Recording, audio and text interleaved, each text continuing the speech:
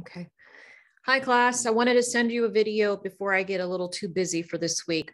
So this week, you're going to be reading Mary Wollstonecraft's Vindication for Women's Rights.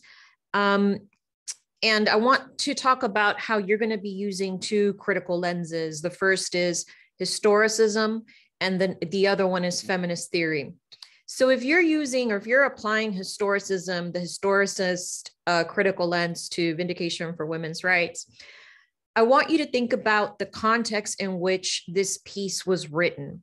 So in order to really understand and extract the context and value of what Wollstonecraft was presenting, the argument she was presenting, you'll need to do a little bit of context research. So when was it written? What was happening around the time? What was the essay in response to?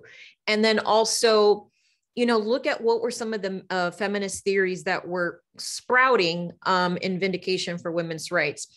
When I first studied her essay, I remember thinking that the title was just so, it just had like a lot of heart in it, it had like a lot of strength behind it. Vindication for Women's Rights. Wow. Right. But it's also important to contextualize some of the claims that she's making about women's rights in terms of history, and then also look at what were some of the parts of the argument that are outdated, where we have made, 2022, where we have made more progress when it comes to talking and understanding gender norms. So, for her time, she was pretty radical, but, we're talking about a first wave of feminism, where she's specifically focusing on granting women access to education and also, political representation. And so at the time, when you begin to explore what was happening at the time, specifically with her and her writing, her as a writer, you'll notice that she was kind of beefing with some of the her male writer counterparts, who not only looked down on her and her craft, but just in general at women's capacity to be intellectuals and be leaders. So as you're looking at Vindication for Women's Rights, pay close attention to some of the claims that she's making and contextualize them in that moment in history when she was making those claims. Remember that at the time, some of the ideas she was presenting were radical, but if we're looking at it in context of 2022, not so much. I would say that one of the most outdated ideas is this dichotomy of like the feminine and masculine, and also kind of the gender roles and some of the self-limiting beliefs that she poses in the essay. I would also say that, she can be very, I would say she could be very, she looks down a little on women that subscribe to, motherhood or, housewives, and really not thinking about the complexity of a woman's individual identity, and just really focusing on these norms, these societal norms. Now, the following week, you'll be reading A Doll's House. And A Doll's House, what I want you to look at how these two different pieces build upon each other. And if you're considering the concept of the gaze, right, we want to look at the author. So the essay Vindication for Women's Rights is written from a first wave feminist, a woman writer, and then A Doll's House is written by a man. And pay close attention to how their understanding of gender norms.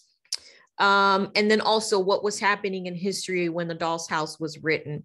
Now, A Doll's House is a piece of fiction, but it specifically focuses on the deterioration of a marriage between a man and a woman. And specifically that, I think the final argument, I would say, and of course, we all have our interpretations, that as a woman, subscribing to gender norms and expectations doesn't necessarily guarantee you loyalty and safety, specifically from your partner. And you'll see that as you read the play, what happens at the end. Pay close attention to how the characters are described and the connections between the characters, specifically the role of husband and wife. And, you know, what are how is the virtue of loyalty and partnership? How are those things communicated throughout the play? Someone asked me a question about reading 14 notes that pop up onto your modules. So notice that readings 14 notes don't have any points assigned to them. I just wanted to make sure that you knew, or that it was on your schedule, that, you know, you needed to read an assignment before you could actually do a writing assignment. So I wanted to guarantee that it was on your assignment schedule, the reading part. So that's why I made it an assignment, but I made it 0 points. So there's nothing other than you reading and taking notes that you have to do with assignments that are titled reading 14 notes. Okay, I hope that answers some of your questions. This week is going to be a little busy for me because I will be grading essays. Just as a reminder, I don't think that you could see my comments on your phone. So if you rely on your phone to do your work, just FYI, you might need to log on to a computer for you to see the comments on your essays. And the way that the comments pop up, they pop up as like little blue bubbles. So make sure that if you can't see the comments on your phone, on your paper, that you log on. I'm not finished yet. And I've just kind of glanced through the papers, but I haven't started. I'm still wrapping up grading for another class.